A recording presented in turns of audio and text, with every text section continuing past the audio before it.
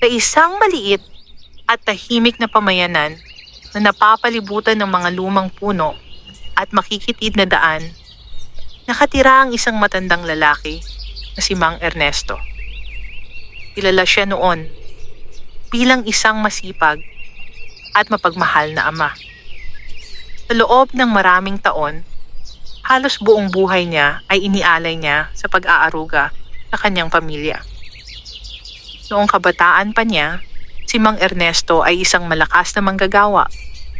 Sanay ang kanyang mga kamay sa hirap, pagbubungkal ng lupa, pagkukumpuni ng sirang bubong, at paggawa ng anumang trabaho upang may maiuwi lamang na pagkain sa hapagkainan. Kahit hindi malaki ang kinikita, sinigurado niyang hindi kailanman magugutom ang kanyang mga anak. Mayroon siyang 3 anak, sina Roberto, Liza at Daniel. Sila ang kanyang mundo. Tuwing umaga, bago pa sumikat ang araw, gumigising na si Mang Ernesto upang maghanda ng pagkain para sa kanila. Kahit pagod na siya mula sa trabaho, lagi pa rin siyang may ngiti kapag nakikita niyang masaya ang kanyang mga anak. Lumaki ang mga bata na may sapat na pagkain, nakapag-aral, at unti-unting nagkaroon ng sariling pangarap sa buhay. Ang lahat ng iyon ay bunga ng sakripisyo ng kanilang ama. Ngunit dumating ang isang araw na tuluyang nagbago ang lahat.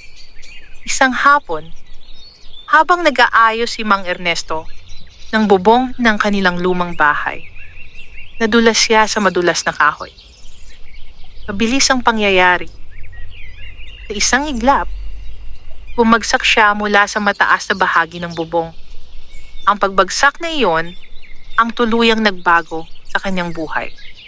Nang magising siya sa ospital matapos ang ilang araw, sinabi ng doktor ang masakit na katotohanan. Ang kanyang mga paa ay hindi na muling makakalakad ng maayos. Habang buhay na siyang magiging may kapansanan. Sa mga unang buwan, nanatili sa kanyang tabi ang kanyang mga anak. Nag-aalala sila, inaalagaan siya, at sinisigurong may pagkain siya araw-araw. Ngunit habang tumatagal, unti-unting nagbago ang kanilang mga ugali. Ang dating maingay na bahay ay naging tahimik. Ang dating puno ng tawanan ay napalitan ng mga buntong hininga. Dahil sa kanyang kalagayan, hindi na makapagtrabaho si Mang Ernesto. Ang maliit na ipon na naitatabi niya noon ay mabilis ding naubos para sa gamot at pang-araw-araw na pangangailangan. Unti-unting naging pabigat ang tingin sa kanya ng kanyang mga anak.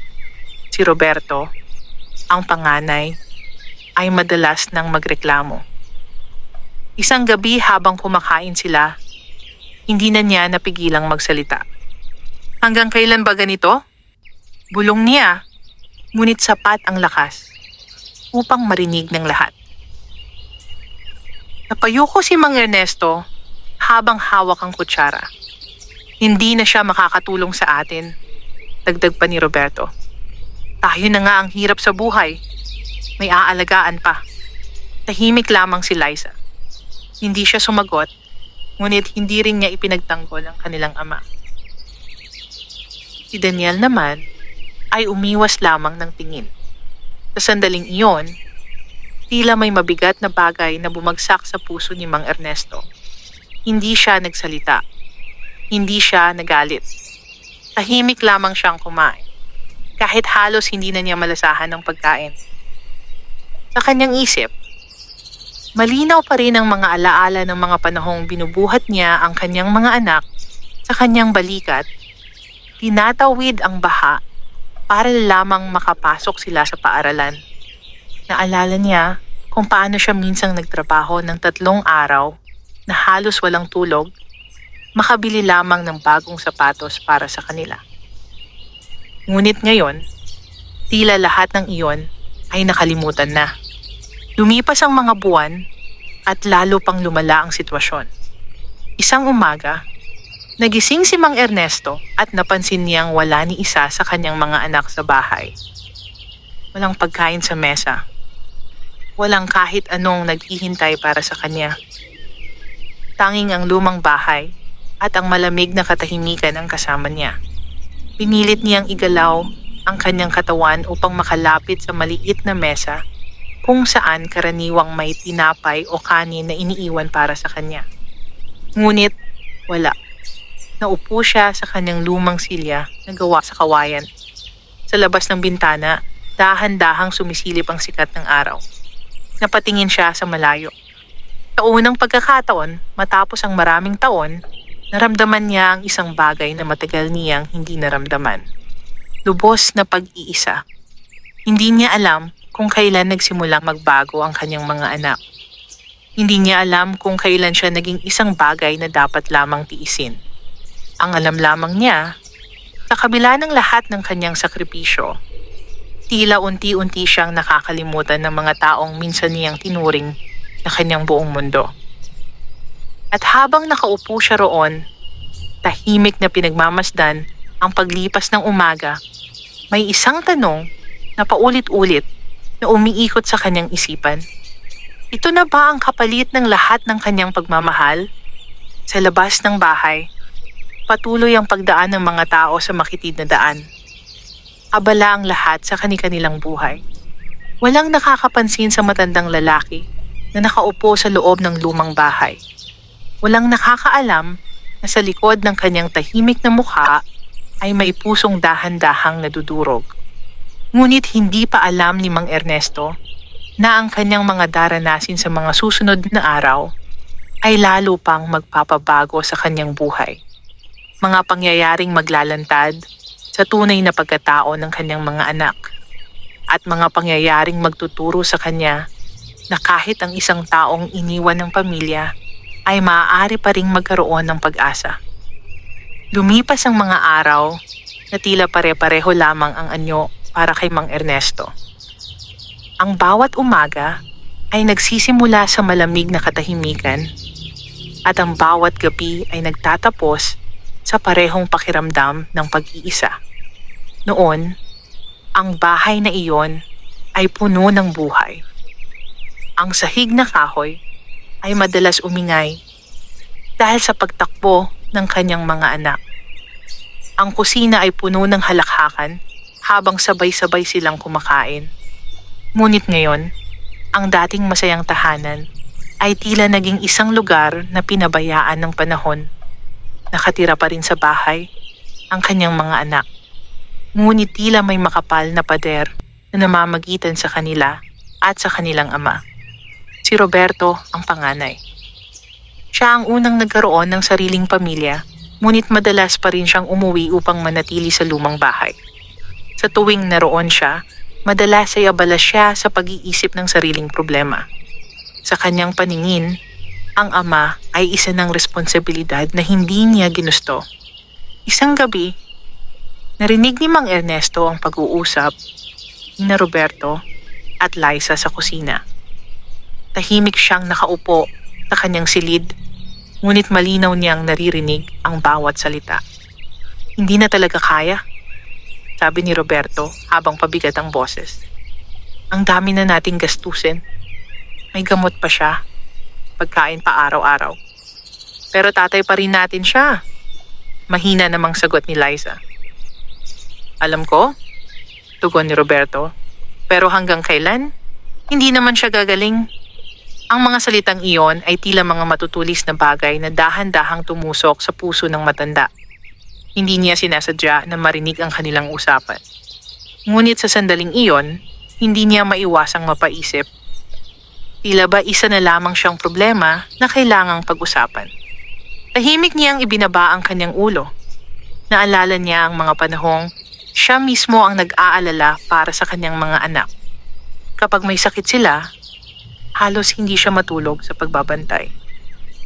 Kapag may problema sila sa paaralan, siya ang unang naghahanap ng paraan upang matulungan sila. Ngunit ngayon, siya naman ang may sakit at tila wala nang gustong mag-alaga. Kinabukasan, nagising si Mang Ernesto sa maingay na pagbukas ng pintuan. Si Daniel, ang bunso, ay papasok sa bahay. Hawak nito ang maliit na bag at tila pagod na pagod. "Daniel!" Mahina niyang tawag. Napalingon ang binata, ngunit sandali lamang.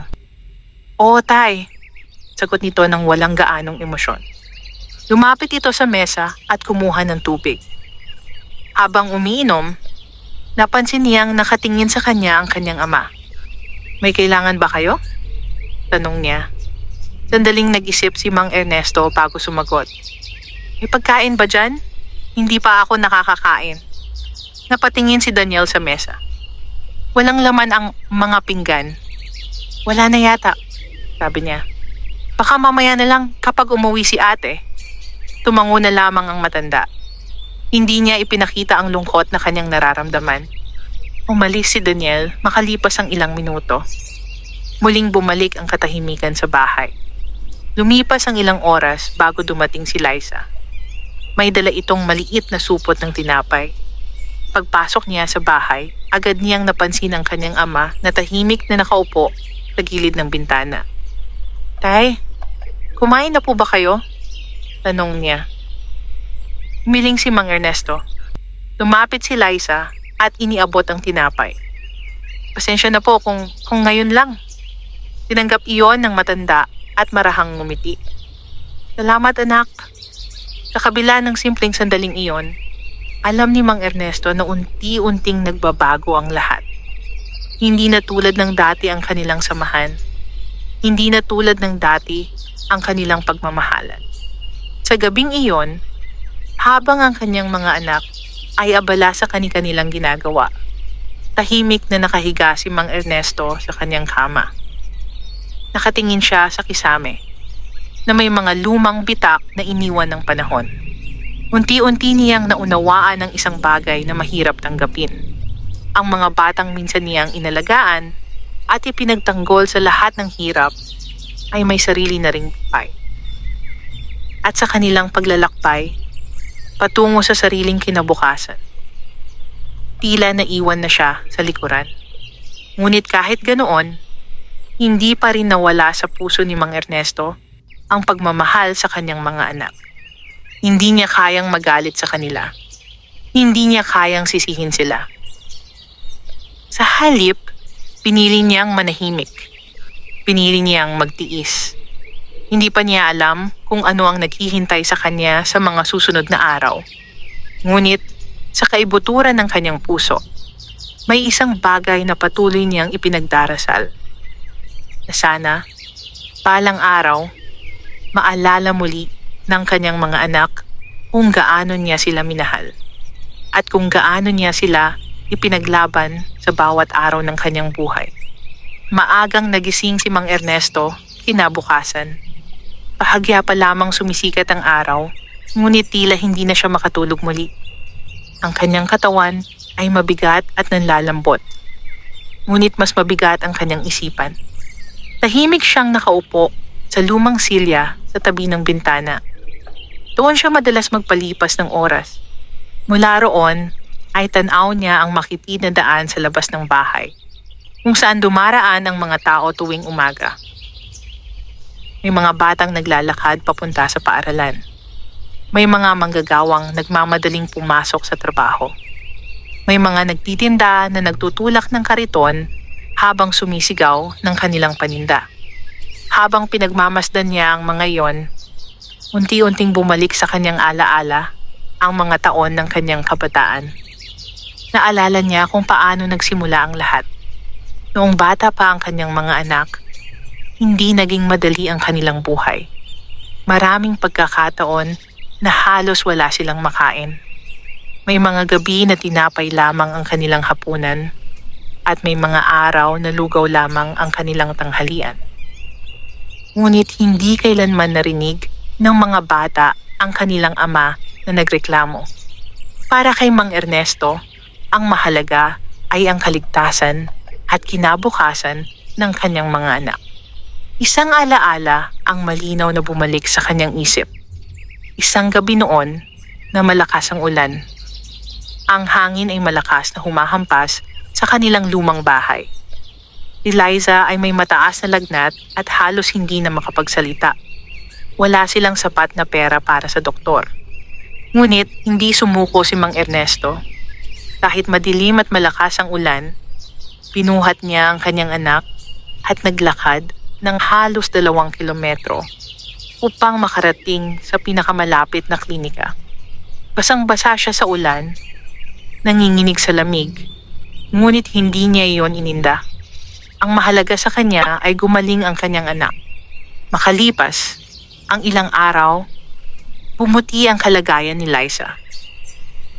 Noong panahong iyon, mahigpit na niyakap ng batang babae ang kanyang ama. "Salamat po, Tay," mahina nitong sabi. Ang mga simpleng salitang iyon ay sapat na upang mapawi ang lahat ng pagod ni Mang Ernesto. Ngunit ngayon, ang mga alaala na iyon ay tila malayo na. Sa kasalukuyan, ang parehong mga anak na iyon ay tila hindi na maalala ang mga sakripisyong ginawa niya.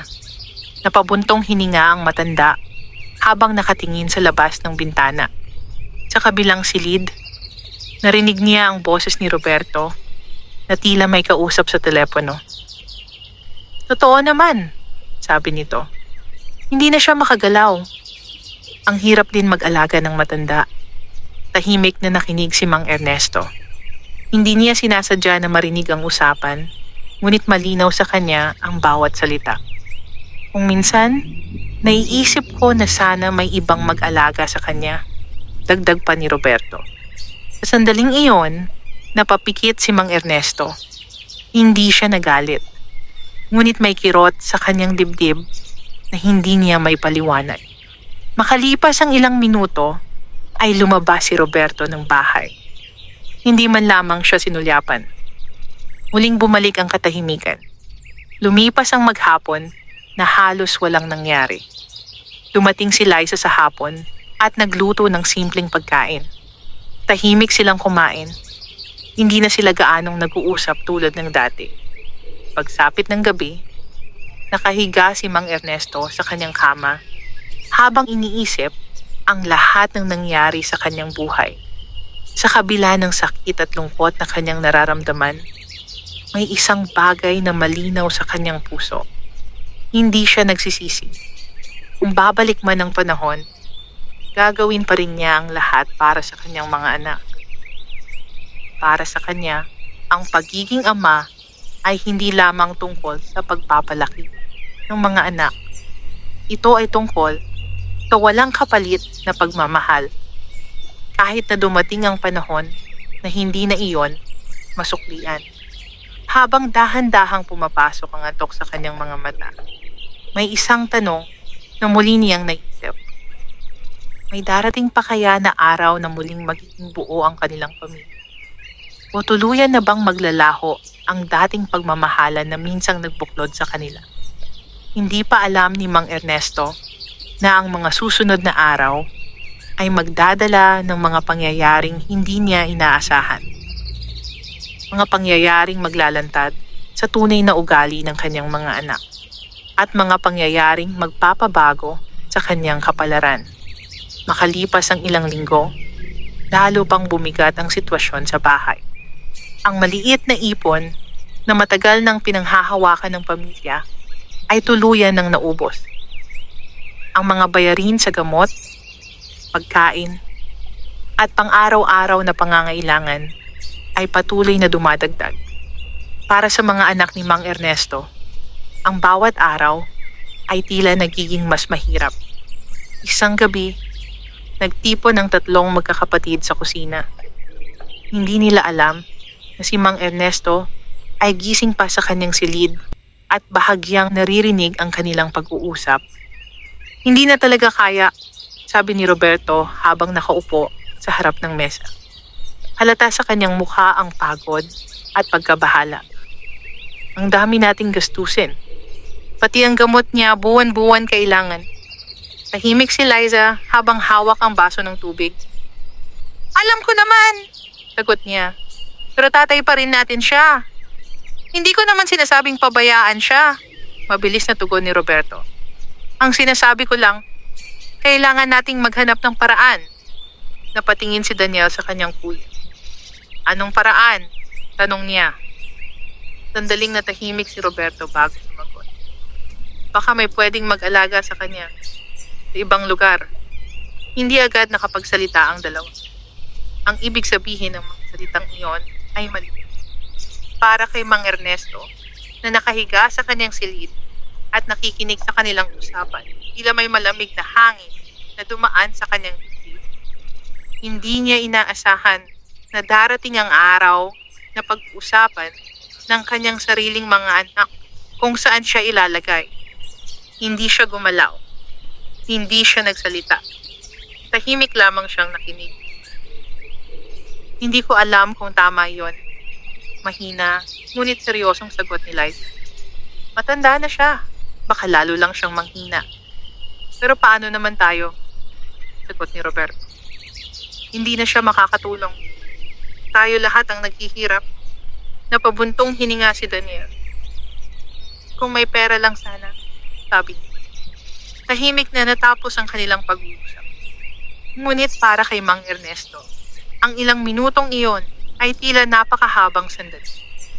Hindi niya masisisi ang kanyang mga anak. Alam niyang mahirap ang kanilang kalagayan. Ngunit, hindi niya maiwasang maramdaman ng sakit. Ang mga batang minsan niyang pinotektahan sa lahat ng hirap ay ngayon ang nag-iisip kung paano siya mailalayo sa kanilang buhay. Kinabukasan, tahimik lamang si Mang Ernesto. Dumating si Liza at nagdala ng pagkain para sa kanya. Tay, kumain po kayo, sabi nito habang inilalapag ang plato sa mesa. Ngumiti lamang ang matanda. Salamat, anak. Habang kumakain siya, napansin niyang tila may gustong sabihin si Liza, ngunit hindi nito magawa. May problema ba? Tanong ni Mang Ernesto. Bahagyang nagulat si Liza. Wala naman po, sagot niya, ngunit halata sa kanyang mukha ang pag-aalala. Hindi na nagtanong pa ang matanda. Sanay na siyang manahimik. Lumipas ang maghapon na tila walang nangyari. Ngunit sa loob ni Mang Ernesto ay patuloy na umiikot ang mga salitang narinig niya kagabi. Habang papalapit ang gabi, muli siyang naupo sa tabi ng bintana. Sa labas, unti-unting nagdidilim ang kalangitan. Pinagmamasdan niya ang mga taong naglalakad sa daan. May mga pamilyang sabay-sabay umuuwi. May mga batang masayang nag-uusap. Napangiti siya ng bahagya. Naalala niya ang mga panahong ganito rin ng kanyang pamilya. Ngunit ngayon, tila nagbago na ang lahat. Sa kaibuturan ng kanyang puso, may isang bagay na unti-unting sumisibol. Isang tahimik na pa siya. Kung tunay niyang pabigat na siya sa buhay ng kanyang mga anak, marahil ay panahon na upang siya mismo ang gumawa ng paraan. Hindi niya nais na maging dahilan ng kanilang paghihirap. Hindi niya nais na maging dahilan ng kanilang pagtatalo. Habang nakatingin siya sa madilim na kalangitan, dahan-dahan niyang binuo ang isang desisyon na magbabago sa kanyang buhay. Hindi pa niya alam kung paano niya iyon gagawin. Ngunit, isang bagay ang malinaw sa kanyang isipan. Ayaw niyang maging pasanin sa sarili niyang pamilya. Magdamag halos hindi nakatulog si Mang Ernesto. Ang mga salitang narinig niya mula sa kanyang mga anak ay patuloy na umiikot sa kanyang isipan. Hindi siya galit sa kanila. Ngunit, hindi rin niya maitatanggi ang sakit na dulot ng kanilang pag-uusap. Habang nakahiga siya sa kanyang lumang kama, malinaw niyang naiisip ang mga pangyayari sa nakaraan. Ang mga panahong puno ng sakripisyo, ang mga gabing walang tulog, at ang mga araw na pinili niyang magtiis upang matiyak lamang na maayos ang buhay ng kanyang mga anak. Ngunit ngayon, tila dumating na ang panahon na siya naman ang kailangang magbigay daan. Nang sumikat ang araw kinabukasan, tahimik na bumangon si Mang Ernesto mula sa kanyang higaan. Dahan-dahan niyang inabot ang kanyang kahoy na tungkod na matagal na niyang ginagamit upang makatayo. Ang bawat hakbang ay mabigat, ngunit pinilit niyang makalapit sa maliit na mesa sa tabi ng kanyang kama. Doon ay may lumang kahon na matagal na niyang hindi binubuksan. Marahan niya itong binuksan. Sa loob nito ay naroon ang ilang lumang larawan ng kanyang pamilya. Mga larawang kuha noong bata pa ang kanyang mga anak. Mga larawang puno ng ngiti at inosenteng saya. Kinuha niya ang isang litrato kung saan makikita ang tatlo niyang anak na magkakatabing nakaupo habang siya ay nakatayo sa likod nila, nakapatong ang kanyang mga kamay sa kanilang mga balikat. Matagal niya itong tinitigan. Sa larawang iyon, makikita ang isang pamilyang buo at puno ng pag-asa. Napangiti siya ng bahagya, ngunit ang kanyang mga mata ay unti-unting napuno ng lungkot. Maingat niyang ibinalik ang larawan sa kahon at isinara iyon. Pagkatapos ay tumingin siya sa paligid ng kanyang silid. Ang maliit na kwartong iyon ang naging saksi sa napakaraming taon ng kanyang buhay.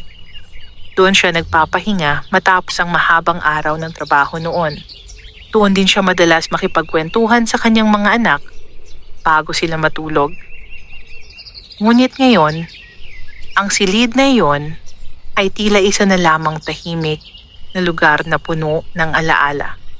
Lumipas ang umaga na walang gaanong nangyari. Dumating si Liza at nagdala ng kaunting pagkain para sa kanya. "Tay, kumain po kayo!" sabi nito habang inilalapag ang pagkain sa mesa. Ngumiti si Mang Ernesto. "Salamat, anak." Napansin ni Liza na tila may kakaiba sa kanyang ama. "Tay, may iniisip po ba kayo?" tanong niya. Saglit na natahimik si Mang Ernesto. Pagkatapos ay marahan siyang umiling. "Wala naman," sagot niya. Hindi na nagtanong pa si Liza, ngunit ramdam niyang may kung anong bumabagabag sa matanda. Pagkaalis ng kanyang anak, muli na namang napuno ng katahimikan ng bahay. Sandaling iyon, dahan-dahang kinuha ni Mang Ernesto ang isang maliit na bag na nakasabit sa gilid ng kanyang kama. Sa loob nito ay inilagay niya ang ilang damit, isang lumang kumot, at ang maliit na kahon ng mga larawan na matagal na niyang iniingatan. Hindi siya nagmadali. Ang bawat galaw ay mabagal ngunit puno ng pag-iisip. Matapos niyang ilagay ang lahat ng kailangan niya, umupo siya sandali sa kanyang kama. Tahimik niyang pinagmasdan ang kanyang silid sa huling pagkakataon. Hindi niya nais na maramdaman ng kanyang mga anak na siya ay pabigat sa kanilang buhay. Kung aalis siya, marahil ay gagaan ang kanilang pakiramdam. Marahil ay hindi na sila mahihirapan. Habang hawak ang kanyang tungkod, dahan-dahan siyang tumayo. Ang kanyang mga paa ay mahina, ngunit ang kanyang loob ay buo na. Hindi niya alam kung saan siya pupunta. Hindi niya alam kung ano ang naghihintay sa kanya sa labas ng bahay. Ngunit handa siyang harapin iyon. Bago siya tuluyang lumabas ng kanyang silid, napatingin siya sa pintuan ng bahay kung saan minsang nagsisiksikan ng kanyang mga anak tuwing sila ay naglalaro. Sa kanyang puso ay may tahimik na panalangin na sana balang araw maintindihan ng kanyang mga anak kung bakit niya ginawa ang desisyong ito. Hindi dahil iniwan niya sila, kundi dahil mahal na mahal niya sila. At ayaw niyang maging dahilan ng kanilang paghihirap. Huminga siya ng malalim. At sa unang pagkakataon, matapos ang maraming taon, dahan-dahan siyang naghanda na lumabas sa bahay na minsang tinawag niyang tahanan. Madilim pa ang kalangitan nang tuluyang magpasya si Mang Ernesto na umalis. Ang paligid ay tahimik at ang hangin ng madaling araw ay malamig na dumadampi sa kanyang balat. Sa loob ng bahay, mahimbing pang natutulog ang kanyang mga anak. Maingat siyang kumilos upang hindi makagawa ng ingay.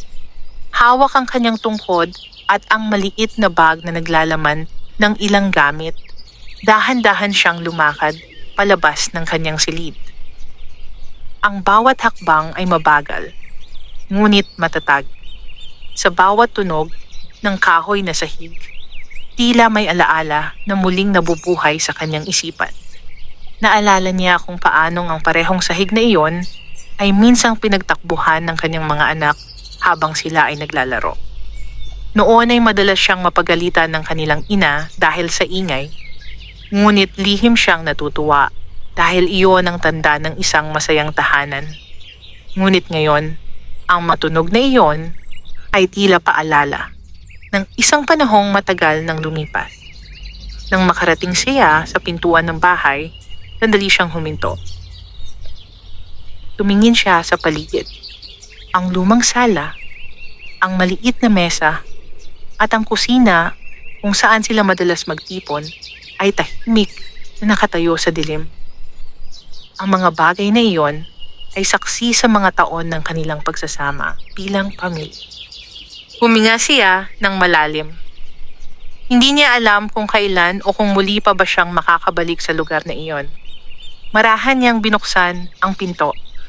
Isang malamig na simoy ng hangin ang sumalubong sa kanya. Dahan-dahan siyang lumabas ng bahay. Sa labas ay tahimik ang paligid. Ang mga ilaw sa ilang bahay ay patay pa at ang daan ay halos walang tao. Tanging ang mahihinang huni ng mga ibon ang maririnig sa kalayuan. Maingat siyang naglakad sa makitid na daan. Ang kanyang katawan ay mahina, ngunit pinilit niyang magpatuloy. Hindi niya alam kung saan siya pupunta. Wala siyang tiyak na lugar na pupuntahan. Ang alam lamang niya ay ayaw niyang manatili sa bahay kung saan pakiramdam niya ay isa na siyang pabigat. Habang naglalakad siya, unti-unting sumisikat ang araw sa silangan. Ang liwanag nito ay dahan-dahang nagpapaliwanag sa daan na kanyang tinatahak. Sa bawat hakbang, nararamdaman niya ang pagod sa kanyang katawan. Ngunit sa kabila nito, may kakaibang katahimikan sa kanyang puso. Sa kauna-unahang pagkakataon, matapos ang mahabang panahon, pakiramdam niya ay hindi na siya magiging dahilan ng problema ng kanyang mga anak. Makalipas ang ilang oras ng mabagal na paglalakad, narating niya ang isang bahagi ng daan na may lumang bangko sa ilalim ng malaking puno. Huminto siya roon upang magpahinga. Maingat siyang umupo at inilapag ang kanyang bag sa tabi niya. Habang nakaupo siya roon, pinagmamasdan niya ang mga taong dumaraan sa kalsada. May mga naglalakad papunta sa trabaho, may mga nagbibisikleta, at may mga nagmamadaling pumasok sa kanilang mga gawain. Walang nakapansin sa matandang lalaki na tahimik na nakaupo sa ilalim ng puno. Walang nakakaalam ng kanyang pinagdadaanan. Habang pinagmamasdan niya ang paligid, unti-unti niyang naramdaman ang pagod na matagal na niyang pinipigilan. Ang kanyang mga kamay ay bahagyang nanginginig. Ang kanyang mga paa ay halos wala ng lakas. Ngunit, hindi siya nagsisi sa kanyang ginawa. Sa kanyang puso, alam niyang ginawa niya iyon para sa kapakanan ng kanyang mga anak. Habang nakatingin siya sa malayo, napansin niya ang isang maliit na batang lalaki na naglalakad sa kabilang bahagi ng daan. Ang bata ay may hawak na maliit na bag at tila papunta sa paaralan. Napatingin ito kay Mang Ernesto. Sandali itong huminto at tinitigan ng matanda. Pagkatapos ay ngumiti ang bata. Isang simpleng ngiti lamang, ngunit para kay Mang Ernesto ay tila may dalang kakaibang init ang sandaling yon. Matagal na mula nang may ngumiti sa kanya ng ganoon, hindi niya namalayang bahagya siyang napangiti pabalik. Makalipas ang ilang sandali, nagpatuloy sa paglalakad ang bata at muling bumalik ang katahimikan sa paligid. Ngunit sa sandaling iyon, kahit papaano ay naramdaman ni Mang Ernesto na sa kabila ng kanyang pag-iisa, may mga maliliit pa ring bagay na maaaring magbigay ng pag-asa sa kanyang puso. Hindi pa niya alam na ang kanyang pag-alis sa bahay ay simula pa lamang ng isang mahabang paglalakbay. Isang paglalakbay na magdadala sa kanya sa mga taong hindi niya inaasahang makikilala at sa mga pangyayaring magpapakita na kahit ang isang taong iniwan ng sariling pamilya ay maaari pa ring matagpuan ang bagong kahulugan ng buhay. Matagal na nakaupo si Mang Ernesto sa ilalim ng malaking puno. Ang pagod mula sa mahabang paglalakad ay tila unti-unting bumibigat sa kanyang katawan. Paminsan-minsan ay pinipikit niya ang kanyang mga mata upang ipahinga ang sarili. Ngunit agad din siyang nagigising sa ingay ng mga sasakyang dumaraan sa kalapit na daan. Unti-unti nang nagiging abala ang paligid habang tumataas ang araw. May mga taong naglalakad papunta sa kanilang mga trabaho. May mga nagtitinda ng pagkain sa gilid ng kalsada. At may mga batang nagmamadaling pumasok sa paaralan. Sa gitna ng lahat ng iyon, tahimik lamang na nakaupo si Mang Ernesto. Hindi siya sanay na humingi ng tulong. Sa buong buhay niya, siya ang sanay na nagbibigay. Ngunit ngayon, sa kanyang kalagayan, hindi niya maiwasang maramdaman ang kanyang kahinaan. Ilang oras na rin mula nang huli siyang kumain. Ang maliit na supot ng tinapay na dala niya ay halos maubos na. Habang nakaupo siya, muli niyang napansin ang batang lalaki na kanina pa dumaan sa kanyang harapan. Sa pagkakataong ito, ang bata ay pabalik na mula sa paaralan. Dala pa rin nito ang maliit na bag sa likod. Nang mapansin ng bata ang matanda na nakaupo sa parehong lugar, muli itong huminto. Sandali itong nag-isip bago lumapit. "Lolo!" Mahina nitong tawag. Nagulat si Mang Ernesto at bahagyang napatingin sa bata. "Oo, iho," sagot niya. Ang bata ay tumingin sa kanya ng may pag-aalala. "Matagal na po kayong nakaupo dito," sabi nito. Ngumiti si Mang Ernesto. "Nagpapahinga lang ako," sagot niya. Napansin ng bata ang maliit na bag sa tabi ng matanda at ang tungkod na hawak nito. May kung anong kabaitan sa mga mata ng bata na hindi may paliwanag. Maya-maya ay may inilabas itong maliit na lalagyan mula sa kanyang bag. "May baon pa po ako," sabi ng bata. "Pwede po kayong kumain." Bahagyang nagulat si Mang Ernesto. Hindi niya inaasahan ang ganoong kabutihan mula sa isang batang hindi naman niya kilala. "Iho, para sa iyo na iyon," sagot niya. Ngunit umiling ang bata. "Busog na po ako," sabi nito. Dahan-dahang tinanggap ni Mang Ernesto ang pagkain. "Salamat, iho," sabi niya habang nakangiti. Tahimik siyang kumain habang nakaupo sa bangko. Ang simpleng pagkain na iyon ay tila napakasarap sa kanyang pakiramdam. Habang kumakain siya, nanatiling nakatayo sa kanyang tabi ang bata. "Ano po pangalan ninyo, Lolo?" tanong nito. "Ernesto," sagot ng matanda. "Ako po si Marco," sagot naman ng bata. Nagkaroon ng maikling katahimikan sa pagitan nila. Pagkatapos ay muling nagsalita ang bata. "Wala po ba kayong kasama?" Saglit na natahimik si Mang Ernesto. Hindi niya alam kung paano sasagutin ang tanong na iyon. Sa huli ay marahan siyang ngumiti. "Mag-isa lang ako ngayon," sagot niya. Napayuko ang bata. May bahid ng lungkot sa kanyang mukha. Maya-maya ay nagsalita ito. "Ang lolo ko po kasi dati. Lagi akong pinagluluto," sabi niya. "Masaya po ako kapag kasama ko siya." Tahimik lamang na nakinig si Mang Ernest. Sa sandaling iyon, tila may kung anong kumurot sa kanyang puso. Naalala niya kung paano rin siya noon sa kanyang mga anak. Laging nag-aalaga, laging nagbibigay.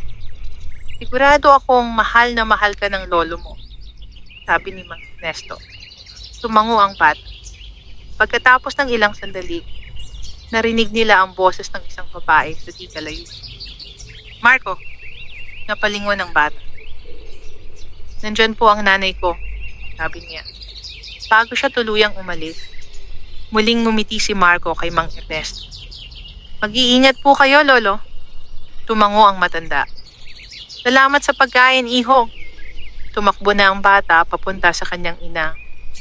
Habang pinagmamasdan ni Mang Ernesto, ang bata na papalayo, hindi niya maiwasang makaramdam ng kakaibang init sa kanyang dibdib. Sa isang araw na puno ng pagod at pag-iisa, may isang batang hindi niya kilala ang nagpakita sa kanya ng munting kabutihan. At sa simpleng sandaling iyon, tila bahagyang gumaan ang kanyang pakiramdam. Hindi pa niya alam na ang batang iyon ay magiging bahagi ng isang bagong yugto ng kanyang buhay. Isang yugto na magdadala ng mga pangyayaring hindi niya kailanman inaasahan. Kinabukasan, maaga pa lamang ay gising na si Mang Ernesto. Ang gabi ay ginugol niya sa ilalim ng malaking puno kung saan siya nagpahinga noong nakaraang araw. Bagamat hindi komportable ang kanyang naging pahinga, nagpasalamat pa rin siya dahil kahit papaano ay may lugar siyang nasilungan. Ang umaga ay malamig at tahimik. Habang dahan-dahang sumisikat ang araw, muling nagsimulang gumalaw ang paligid. May mga taong naglalakad papunta sa kanilang mga gawain at may mga batang papasok sa paaralan. Tahimik lamang na nakaupo si Mang Ernesto sa bangko. Hawak ang kanyang tungkod at nakatingin sa daan. Hindi nagtagal ay may isang pamilyar na mukha ang kanyang napansin. Ang batang si Marco ay naglalakad muli papunta sa paaralan. Nang makita nito ang matanda sa parehong lugar, agad itong napangiti. Lolo Ernesto! Masigla nitong tawag. Napatingin si Mang Ernesto at bahagyang ngumiti. Magandang umaga, Marco. Pati niya. Lumapit ang bata at tumabi sa kanya sandali. Dito pa rin po kayo? Tanong nito. Dito muna ako nagpapahinga, sagot ng matanda. Napansin ni Marco ang pagod sa mukha ni Mang Ernesto, ngunit hindi ito nagtanong pa. Sa halip, kinuha nito ang maliit na bote ng tubig mula sa kanyang bag. Inom po kayo, sabi niya. Tinanggap yon ng matanda. Salamat, iho. Sandali silang nag-usap bago muling nagsalita si Marco. Lolo, pupunta na po ako sa paaralan. Babalik po ako mamaya. Tumango si Mang Ernesto. Mag-aral kang mabuti, sabi niya. Masayang ngumiti ang bata bago ito nagpatuloy sa paglalakad. Habang pinagmamasdan siya ng matanda, may kakaibang pakiramdam siyang naramdaman. Hindi niya inaasahan na sa gitna ng kanyang pag-iisa ay may isang batang magiging interesado sa kanya. Lumipas ang mga oras at muling naging abala ang paligid. Sa hapon, habang nakaupo pa rin si Mang Ernesto sa ilalim ng puno, nakita niyang papalapit muli si Marco. Sa pagkakataong ito ay may dala itong maliit na supot. Lolo Ernesto, sabi ng bata habang hinihingal sa pagtakbo. Ano iyon, iho? Tanong ng matanda. Iniabot ng bata ang supot. May pagkain po galing sa nanay ko. Nagulat si Mang Ernesto. Hindi na sana kayo nag-abala, sabi niya. Ngunit ngumiti lamang si Marco. Sabi po ni nanay, hindi daw po mabuti na wala kayong makain. Unti-unting napuno ng emosyon ang puso ni Mang Ernesto. Matagal na mula nang may nag-alala sa kanya ng ganoon. Maingat niyang tinanggap ang pagkain. Maraming salamat, sabi niya. Umupo si Marco sa tabi niya habang kumakain ng matanda. Habang sila ay magkatabi, napansin ni Mang Ernesto kung gaano kasimple at kadalisay ang kabaitan ng bata. Lolo, biglang tanong ni Marco, wala po ba talaga kayong kasama? Napatingin si Mang Ernesto sa malayo. Sandali siyang natahimik bago sumagot. May pamilya ako, sabi niya. Pero may kanya-kanya na silang buhay. Hindi na nagtanong pa ang bata. Sa halip, tahimik lamang itong umupo sa tabi ng matanda. Sa simpleng sandaling iyon, tila may nabuo na munting pagkakaibigan sa pagitan nila. Isang pagkakaibigan na hindi inaasahan ni Mang Ernesto. Habang lumulubog ang araw, napansin ni Marco na papalapit na ang kanyang ina mula sa kabilang bahagi ng daan. Lolo, kailangan ko na pong umuwi, sabi ng bata. Tumango si Mang Ernesto. Salamat sa pagdalaw mo, sabi niya.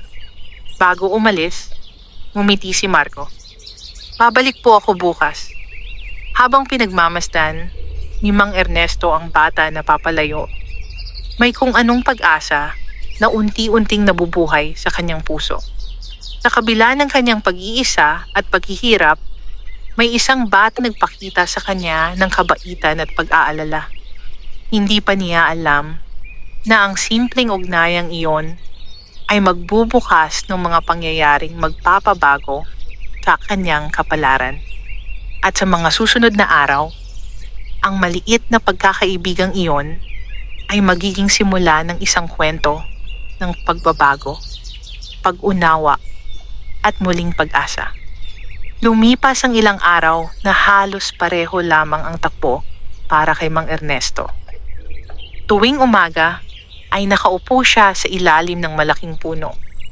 Nagpapahinga at pinagmamasdan ang mga taong dumaraan sa kalsada. At tuwing hapon naman, dumarating si Marco mula sa paaralan upang makipagkwentuhan sa kanya kahit sandali lamang.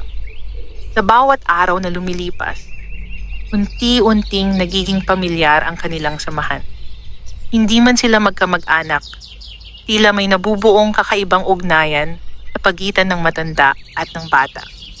Isang hapon, habang magkasamang nakaupo sina Mang Ernesto at Marco sa bangko, may isang babae ang papalapit mula sa di kalayuan.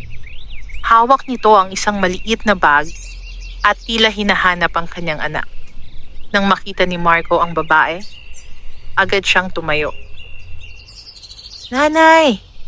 Masigla ni tawag. Lumapit ang babae at hinawakan ang balikat ng bata. Marco, hinahanap kita, sabi nito.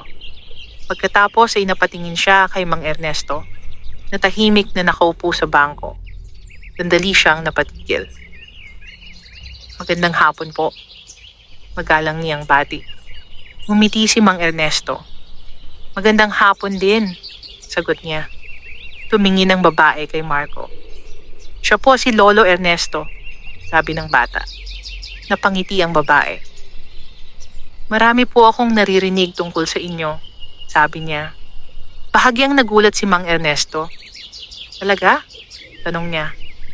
Opo, sagot ng babae. Lagi kayong kinukwento ng anak ko. Tahimik na napangiti ang matanda. Pasensya na po kung minsan ay may dala siyang pagkain para sa inyo, dagdag ng babae. Siya po ang nagkukusa. Umiling si Mang Ernesto. Huwag po kayong mag-alala. Malaki ang naitutulong ng kabaitan ng inyong anak. Sandaling natahimik ang babae habang tinitingnan ng matanda. Napansin niya ang tungkod nito, ang maliit na bag sa tabi, at ang pagod na makikita sa kanyang mukha. May kung anong pag-aalala ang bumakas sa kanyang mga mata. Kung hindi po kayo magagalit, maingat niyang sabi. Matagal na po ba kayong nandito? Sandali munang nag-isip si Mang Ernesto bago sumagot. Ilang araw na rin, sagot niya.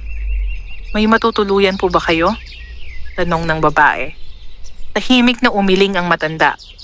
Hindi niya nais na magpaliwanag ng mahaba. Nang marinig iyon ng babae, tila lalo siyang nag-alala. Napatingin siya sa kanyang anak, pagkatapos ay muling tumingin kay Mang Ernesto. Mang Ernesto, sabi niya ng marahan, kung gusto po ninyo, maaari kayong magpahinga muna sa aming bahay. Bahagyang nagulat ang matanda sa alok na iyon. Hindi niya inaasahan ang ganoong kabutihan mula sa isang taong ngayon lamang niya nakilala. Hindi ko nais na maging abala, agad niyang sagot. Ngunit ngumiti lamang ang babae. Hindi po kayo abala, sabi niya. May maliit kaming bahay, ngunit may lugar po doon para sa inyo. Tahimik si Mang Ernesto. Hindi niya alam kung ano ang isasagot. Sa loob ng maraming taon, siya ang sanay na tumutulong sa iba. Ngunit ngayon, siya naman tinutulungan. Lumapit si Marco at hinawakan ng kamay ng matanda. Sumama na po kayo, Lolo, sabi ng bata. Sa simpleng pakiusap na iyon, may kung anong kumilos sa puso ni Mang Ernesto. Matagal na mula nang may mag-anyaya sa kanya ng ganoon. Maya-maya ay marahan siyang tumango. Kung ganoon, sabi niya, maraming salamat. Napangiti ang babae. Ako nga pala si Aling Teresa, pakilala niya. Ernesto, sagot ng matanda. Sabay-sabay silang naglakad sa makitid na daan habang papalubog ang araw. Habang sila ay naglalakad, naramdaman ni Mang Ernesto ang kakaibang pakiramdam sa kanyang dibdib. Sa mga nakaraang araw, inakala niyang tuluyan na siyang nag-iisa sa mundo. Ngunit, ngayon, may 2 taong nagbukas ng kanilang puso upang tulungan siya. Hindi pa niya alam kung ano ang naghihintay sa kanya sa maliit na bahay na pupuntahan nila. Ngunit, sa kauna-unahang pagkakataon, matapos ang maraming araw ng pag-iisa, naramdaman niya ang isang bagay na matagal nang nawala sa kanyang buhay. Ang pakiramdam ng may taong nagmamalasakit sa kanya. Tahimik ang paligid habang naglalakad sina Mang Ernesto, Marco at Aling Teresa sa makitid na daan. Ang araw ay papalubog na at ang kulay kahel na liwanag nito ay marahang bumabalot sa mga bahay at puno sa kanilang dinaraanan. Sa bawat hakbang, nararamdaman ni Mang Ernesto ang kakaibang damdamin sa kanyang puso. Matagal na mula nang may taong nag-anyaya sa kanya na sumama sa kanilang tahanan. Pagkaraan ng ilang minuto ng paglalakad, narating nila ang isang maliit na bahay na gawa sa kahoy at yero. Hindi ito malaki, ngunit maayos at malinis ang paligid. May ilang paso ng halaman sa harap at may maliit na bangko malapit sa pintuan. Dito po kami nakatira, sabi ni Marco na may halong kasiyahan sa kanyang boses. Napatingin si Mang Ernesto sa bahay. Simple lamang ito, ngunit ramdam niya ang init ng isang tahanan. Binuksan ni Aling Teresa ang pinto at pinapasok ang dalawa. Pasok po kayo, sabi niya. Pagpasok ni Mang Ernesto, agad niyang napansin ang kalinisan ng loob ng bahay. May maliit na mesa sa gitna, ilang upuan, at isang simpleng kusina sa gilid. Maingat siyang umupo sa isang silya habang inilalapag ang kanyang maliit na bag. Magpahinga po muna kayo, sabi ni Aling Teresa. Habang abala ito sa paghahanda ng pagkain, tahimik na nakaupo si Mang Ernesto at pinagmamasdan ang paligid. Si Marco naman ay masayang nagkukwento tungkol sa kanyang araw sa paaralan. Lolo Ernesto, alam niyo po ba? Mataas po ang nakuha kong marka sa pagsusulit namin ngayon, sabi ng bata. Napangiti ang matanda. Magaling, sagot niya. Ipagpatuloy mo lang ang pagsisikap. Makalipas ang ilang sandali ay tinawag sila ni Aling Teresa upang kumain. Simple lamang ang pagkain. Mainit na kanin, gulay, at kaunting isda. Ngunit para kay Mang Ernesto, iyon ay tila isang napakasarap na handa. Matagal na mula nang may kasalo siyang kumain sa isang hapag. Habang sila ay kumakain, paminsan-minsan ay nagtatanong si Marco tungkol sa mga karanasan ni Mang Ernesto noong siya ay bata pa. Tahimik, ngunit masaya ang pag-uusap. Sa sandaling iyon, unti-unting naramdaman ni Mang Ernesto ang isang bagay na matagal na niyang hindi naramdaman. Ang pakiramdam ng pagiging bahagi ng isang pamilya. Matapos ang kanilang hapunan, naghanda si Aling Teresa ng maliit na higaan para sa kanya sa isang sulok ng bahay. Hindi po ito gaanong maayos, sabi niya nang may pag-aalala. Pero sana po ay maging komportable kayo. Umiling si Mang Ernesto habang nakangiti. Higit pa ito sa sapat, sagot niya. Habang inaayos niya ang kanyang maliit na bag, napansin niya ang lumang kahon ng mga larawan na matagal na niyang dala. Marahan niya itong binuksan. Tinitigan niya muli ang mga larawan ng kanyang mga anak noong sila ay bata pa. May lungkot pa rin sa kanyang puso, ngunit sa pagkakataong ito ay may kasamang bagong pakiramdam. Isang tahimik na pag-asa. Sa kabilang bahagi ng silid, maririnig ang masayang usapan ni na Marco at Aling Teresa. Ang simpleng tunog ng kanilang mga boses ay tila nagbibigay ng init sa buong bahay. Bago siya matulog, marahang pumikit si Mang Ernesto at nagpasalamat sa tahimik na panalangin. Hindi niya alam kung ano ang naghihintay sa kanya sa mga darating na araw. Hindi niya alam kung muli pa ba niyang makikita ang kanyang mga anak. Ngunit sa gabing iyon, sa loob ng maliit, ngunit mapagmalasakit na tahanan, naramdaman niya ang isang bagay na matagal niyang hinanap. Isang bagong simula. Isang simula na maaaring magdala ng pagbabago sa kanyang buhay. At marahil, sa tamang panahon, isang simula na magbubukas muli ng daan upang muling maghilom ang mga sugat ng kanyang nakaraan.